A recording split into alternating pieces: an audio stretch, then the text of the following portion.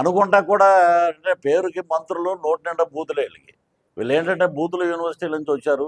అదేమో శ్యాంబాబు శ్యాంబాబు అని నేనేదో క్యారెక్టర్ వేశారని నా మీద పడి ఏడిచాడు. ఢిల్లీ వరకు తీసుకెళ్ళాడు దాన్ని. ఢిల్లీ వరకు తీసుకెళ్ళి ఒరే నీకు రాజశేఖర రెడ్డి గారు ఉన్నప్పుడు, స్వర్గీయ నందమూరి తారక రామ గారు ఉన్నప్పుడు, చంద్రబాబు నాయుడు గారు ఉన్నప్పుడు ఒక సమీక్ష ఉండేదండి. నెలకో 2 నెలలకో మేము ఇలా సమీక్ష పెట్టేవాళ్ళం. ఒక ముఖ్యమంత్రి మాట్లాడేవారు, చంద్రబాబు నాయుడు గారు మాట్లాడేవారు. ఈ రోజున ప్రాజెక్టులు ఎలా ఉన్నాయి, పక్కన దేవినేని ఉమ్మ గారు అప్పుడు మాట్లాడేవారు ఇరిగేషన్ గురించి. ఈ రోజున ఏది మాట్లాడాలన్నా సకల శాఖ మంత్రి సజ్జల రామకృష్ణారెడ్డి గారే మాట్లాడాలి. ఈ కామెడీగా బఫూన్లు ఉన్నారు వెనకాల. ఒక అంబటి రాంబాబు, ఒక బూతుల రోజా, వీళ్ళందరూ ఏంటంటే ఆయన ఆయన కళ్ళల్లో మన పేరుని నాని, కొడాలి నాని, ఈ పేర్లన్నీ చిన్నపిల్లలు చెప్తున్నారు. బూతులు మాట్లాడే మంత్రులు ఇంకా ఉంచారేంటి అంకులు తోసేయకుండా అని. తోసేసే రోజు దగ్గర వచ్చింది. జూన్ 4న బాక్సులు ఓపెన్ అవుతాయి. డబ్బున్నోడు ఫ్లైట్లో వెళ్తాడు, డబ్బు లేనోడు బై రోడ్డు వెళ్ళిపోతారు. అంతే ప్రశాంతంగా కూటమి అధికారంలోకి వస్తుంది. చంద్రబాబు నాయుడు గారు చెప్పడం కూడా 24/7 2 సంవత్సరాలు పనిచేస్తేనే ఇన్ని లక్షల కోట్ల అప్పు మనం తీర్చగలుగుతాం. కష్టపడి మనం పనిచేద్దాం. ప్రతి చోట చెప్తున్నారండి. దోపిడీ ఎలా ఉందంటే మామూలుగా లేదు. నేను చూసా కొంతమంది ఎమ్మెల్యేలు అయితే ఒకటే మాట చెప్తున్నారు, అయ్యా ఈసారి విజయం మీదే. పులివెందుల్లో మేము షూటింగ్ చేస్తే వాళ్ళు ఒకటే మాట అన్నారు, ఏమండి ఈసారి కొంచెం కష్టం అండి, ఈసారి కొంచెం కష్టం, మా రెడ్డి రాడండి అని అంటున్నారు. మరి ఈ రోజున మొన్న కడపలో మీటింగ్ జరుగుతుంటే వైఎస్ షర్మిల గారిది సునీత గారిది మీటింగ్ జరుగుతుంటే అక్కడ పక్కనే విలేజ్లో మేము మీటింగ్ చేసి వస్తుంటే చూస్తే ఆ అమ్మాయిని చూసి నాకు అసలు సంబంధం లేదు, ఆ కళ్ళంట నీళ్ళు వచ్చినాయండి, బొట గారిని. ఆయన వివేకానంద రెడ్డి గారు మేము పులివెందుల్లో షూటింగ్ చేసినప్పుడు బయట విలేజ్లో అరుగు మీద కూర్చుంటే పృథ్వీ గారు రండి ఇక్కడ కూర్చోండి అని చెప్పి కాఫీ తెప్పించి ఇచ్చి, ఎంఆర్ఓ సర్టిఫికేట్ రాలేదండి, మా అన్నయ్య యూఎస్ వెళ్ళాలంటే నా కారు రాలేదని చెప్పి ఎవరో కార్యకర్త వస్తే బైక్ మీద వెళ్ళిపోయి అక్కడ సర్టిఫికేట్ ఇప్పించి వచ్చాడండి. అది లీడర్షిప్ అంటే. ఇది ఏంటంటే ఎలక్షన్ వచ్చే టయానికి నిజంగా దౌర్భాగ్యం ఏంటంటే మాకు సినిమాల్లో బోళ్ళు దెబ్బలు తగులుతుంటే ఏం దెబ్బ, ఇక్కడ దెబ్బ తగిలితే ఇక్కడ కట్టేసుకోవటం నా చరిత్రలో చూడాలి.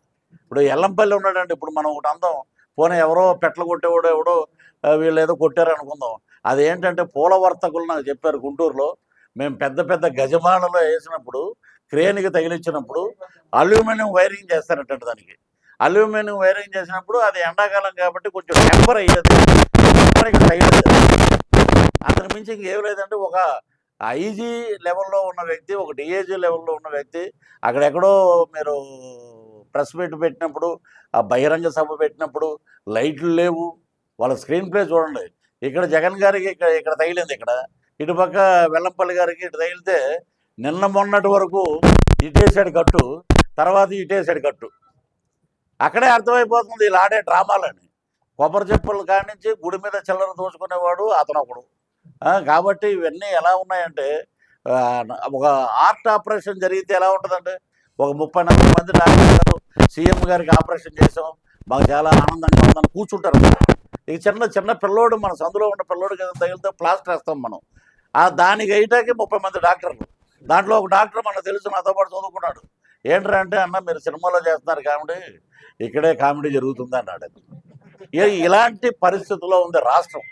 ఒరే నీకు వ్యవసాయ రంగంలో నీకు ఇరిగేషన్ మినిస్టర్ ఇచ్చారు, నువ్వు దాని గురించి మాట్లాడు.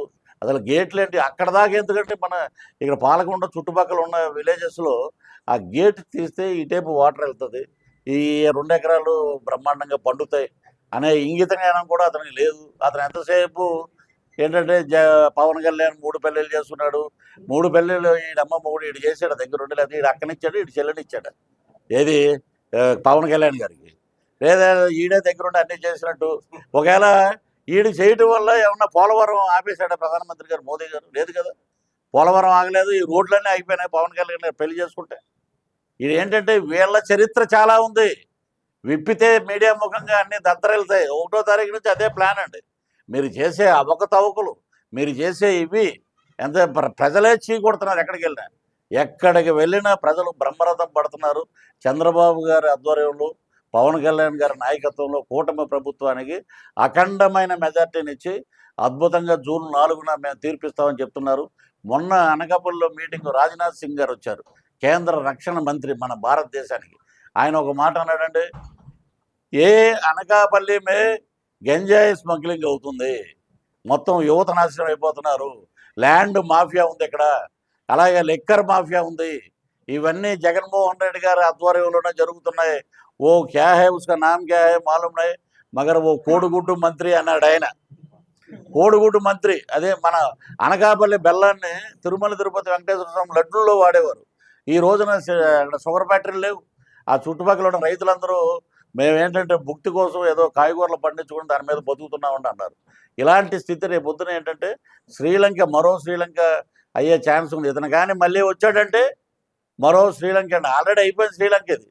కాబట్టి అందరూ విజ్ఞతగా ఆలోచించి ఇక్కడ మన అద్భుతమైన ఎంపీ ఉన్నారు రామ్మోహన్ నాయుడు గారు, ముచ్చటగా మూడోసారి పార్లమెంట్లోకి అడుగు పెడుతున్నాడు. ఆయన అడిగిన ఒక మాట, దమ్మున్న పార్లమెంట్ ఎవడైనా సరే రామ్మోహన్ నాయుడు గారు మాట్లాడినట్టు ఒక్కటి మాట్లాడమనండి, చిన్న కుర్రోడైనా నేను కాలుకి నమస్కారం పెడతానన్న.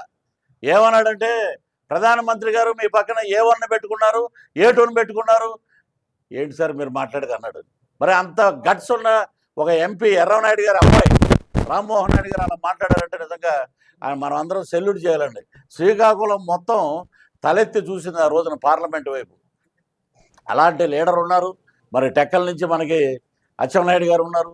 ఇంతమంది ఇక్కడ మన పాలకొండ నుంచి మన జయకృష్ణ గారిని, ఇలాగ అందరినీ మనం ఉమ్మడి అభ్యర్థులు మనం గెలిపించుకుంటే రానున్న రోజుల్లో ప్రజల్లో తిరిగి ప్రజల కోసం పాటుపడి మన లీడర్లు అందరూ ఉన్నారు. ఈ పని మాకు చేయాలి, ఈ పని మాకు చేయాలని అదే పని మీద ఉన్నారండి. జగన్మోహన్ రెడ్డి లాంటి వాడు స్ట్రీట్కి ఒకడు ఉంటే పవన్ కళ్యాణ్ లాంటి వాడు స్టేట్కి ఒకడు ఉంటాడు. ఇది వాస్తవం. అది వాళ్ళకి కాకినాడలో బస్సు వెళ్తుంటే ఆయన అందరికి ఇలా ఇలా అంటుంటాడు కదండి, ఇలా ఇలా అని. అక్కడ కుర్రోళ్ళందరూ అప్పుడే కాలేజీ వదిలేరు, బయటకు వచ్చారు. మేమంటే జై చంద్రబాబు, జై జనసేన, జై పవర్ స్టార్ అనే రకంగానే రెడ్ల కాలేజ్ అది. రెడ్ల యొక్క కులాహంకారాన్ని అక్కడ చూపించారు. దాంట్లో ఉన్న 5-6 కుర్రోళ్ళని సస్పెండ్ చేశారు. ఏమన్నా అర్థం ఉందండి అసలు? నీ సొంత చెల్లెలకి ఏమి చేయలేవు. పాపం ఆ విజయం గారు భయపడిపోయి ఏదో ఒకటి ఇక్కడ ఉంటే ఏదో ఒకటి అయిపోతాం మనం అమెరికాకి వెళ్ళిపోతాడు. మా ఆవిడ ప్రాణం సేఫ్. ఇక్కడ ఏంటంటే ఇదే పని, ఏదైనా ఉంటే సంబంధం లేకుండా ఆ కులాన్ని పిలిపించి ఆ కులంతో మాట్లాడిస్తారు. కాపులు అయితే కాపులు, కమ్మారు అయితే కమ్మారుతోటి. ఈ పరిస్థితిని మనం పక్కన పెడతా ఉండి మనకు కావాల్సిన సంక్షేమం.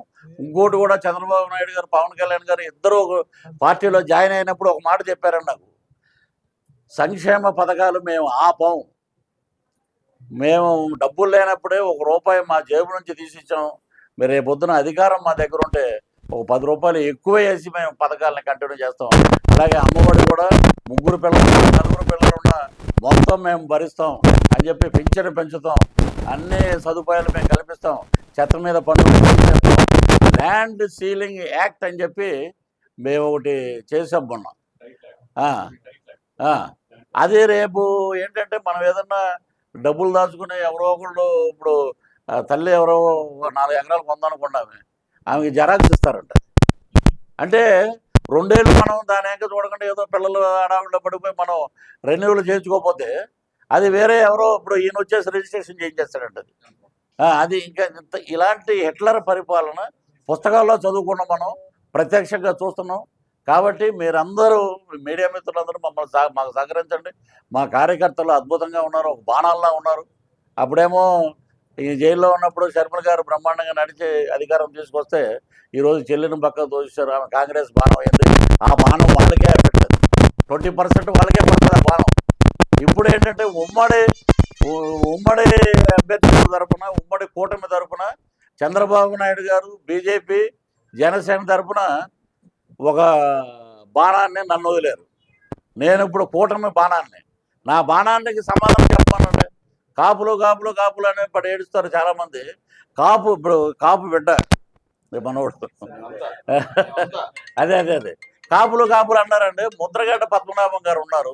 కాపులు సరే, కాపులు నువ్వేంటి ఒక పెద్ద లీడర్గా ఉన్నప్పుడు, అయ్యా ఎప్పుడు కనపడినా మేము శ్రీనివాస్ గారు నమస్కారం ఉన్నట్టు ఆ విజ్ఞత కూడా లేదురా నాయన నీకు.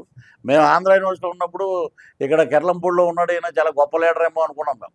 ఆయన చూస్తే ఏంటంటే సినిమా వాళ్ళని తరిమి కొట్టండి, పవన్ కళ్యాణ్ గారిని తోచేయండి అంటే, ఒరే నాయన నువ్వు నందమూరి తారక రామారావు గారు గవర్నమెంట్లో ట్రాన్స్పోర్ట్ మినిస్టర్గా పనిచేసావు, నువ్వు గత చరిత్ర మర్చిపోయి నువ్వు మాట్లాడుతున్నావు. నువ్వు కాపు కాదు, రెడ్డి కాపు, నువ్వు రెడ్డి సేవకుడు. నేను అక్కడ ఆ, అనకాపల్లి రాజోల నుంచి మేము ఆయనకు ఒక సవాల్ వేసాం. మీరు కానీ అప్పుడు డేట్ అయిపోయింది, నామినేషన్ డేటు ముందు 20 రోజులు ముందే చెప్పాం మేము. నువ్వు ఆయన అడిగి ఒక సీటు తెచ్చుకో, నువ్వు కానీ గెలిస్తే నీ ఇంట్లో చీపురుతోటి ఊడమన్నా ఊడుస్తాం, నీ బాత్రూంలో కడగమన్నా కడుగుతాం. మొలతాడు చూపించడం అంటే నీ ఏజ్ ఏంటి? నువ్వు మొలతాడు మొలతాడు కూడా లేనోడు రాజకీయం మాట్లాడుతున్నారంటే అంటే మేము ఒక మొలతాడు రెడీ చేసాం వెండిది. అది ఎలక్షన్ అయిపోయాక కిర్లంపూడి పంపిస్తాం జూన్ 4వ తారీఖున. ఇక ఈ మీ మీ బతుకులంతా అలా ఉన్నాయి.